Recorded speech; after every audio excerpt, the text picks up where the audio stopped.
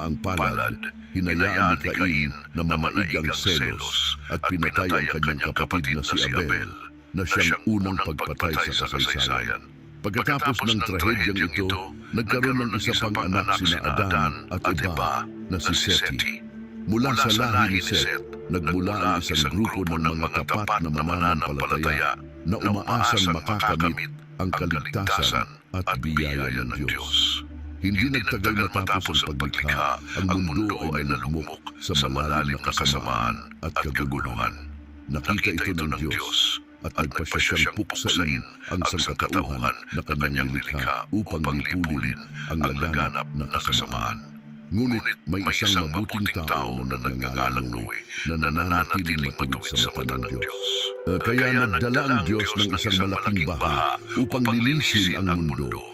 Iniligtas lamang si Noe, ang kanyang asawa, ang kanilang tatlong anak na lalaki, sina Sem, Ham at Japhet, at ang kanilang mga asawa. Sila ay nakaligtas dahil sila ay nasa loob ng isang arka na itinayo ayon sa utos ng Diyos. Mula sa mga anak ni Noe, muling nagmula ang iba't ibang grupo ng mga tao sa buong mundo. Si Sem ay naging ama ng mga Semitiko na kilala ngayon sa ilang bahagi ng gitnang silangan. Si Ham naman ang naging ninuno ng iba't ibang bansa sa Afrika at Asia. At si Japhet ay pinaniniwalaang naging ninuno ng mga tao sa Europa. Sa paglipas ng panahon, pumili ang Diyos ng isang partikular na lahi kung saan niya ipapanganak ang isang bansa na magpapakilala sa Mesiyas sa mundo. Ang tawag na ito ay para kay Abraham na naninirahan sa Ur ng mga Kaldeo. Iniwan ni Abraham ang kanyang lupang tinubuan at ang kanyang pamilya, sumunod sa isang paglalakbay na puno ng pananampalataya at nagtatayo ng mga altar upang parangalan ng Diyos saan man siya magpunta. Ang kanyang paglalakbay ay kaugnay ng kanyang pamangkin na si Lot na magiging ninuno ng mga Amonita at Moabita.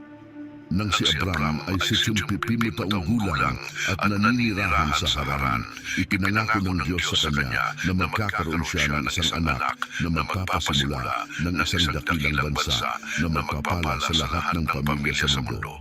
Naghintay si Abraham ng 11 taon para matupad ang pangako ng Diyos. Habang naghihintay, nagsimulang magduda si Sarai, ang asawa ni Abraham, kung matutupad pa ba ang pangako ng Diyos. Iminungkahi niya na magkaroon ng anak si Abraham sa kanyang alipin na si Hagar. Mula sa unyon ito, ipinanganak si Ismael na magiging ninuno ng mga Arabong bansa na madalas ay nagkakaroon ng alitan sa mga Israelita. Nang si Abraham ay 29 taong gulang na, muling nagpakita ang Diyos sa kanya. Hinihikayat siyang lumabas sa kanyang tolda at bilangin ang mga bituin. Ipinangako na ang kanyang mga inapo ay magiging kasing dami ng mga bituin sa langit. Ipinahayag ng Diyos kay Abraham na ang kanyang mga inapo ay lalaki ng labis.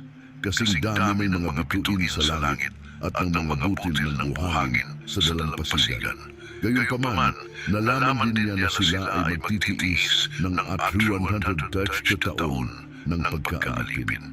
Sa panahon ito, binago ng Diyos ang pangalan ni Abraham na nangangahulugang dakilang ama sa Abraham, na nangangahulugang ama ng maraming bansa, upang ipakita ang kanyang bagong papel nang ang batang ipinangako kay Abraham at sa kanyang asawang si Sarah ay hindi pa ipinanganak. Umabot na si Abraham ng 100 taon at si Sarah ay malapit na sa 90.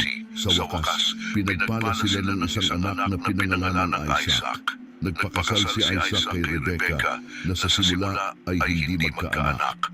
Pagkatapos ng 20 taon ng kasal, sa pamamagitan ng banal na interbensyon, napagaling si Rebecca na nagbunga ng kapanganakan ng kambal na sina Esau at Jacob. Si Esau ay naging ninuno ng mga Edomita, at si Jacob na kalaunan ay pinangalanan ng Israel matapos ang isang mahalagang espiritual na karanasan ay naging ninuno ng mga lipi ng Israel. Si Jacob ay nagkaroon ng 12 anak na lalaki at isang anak na babae. Sa pamamagitan ni Jose, isa sa kanyang mga nakababatang anak, napunta ang pamilya ni Jacob sa Ehipto na may kabuuang 70 tao noong panahon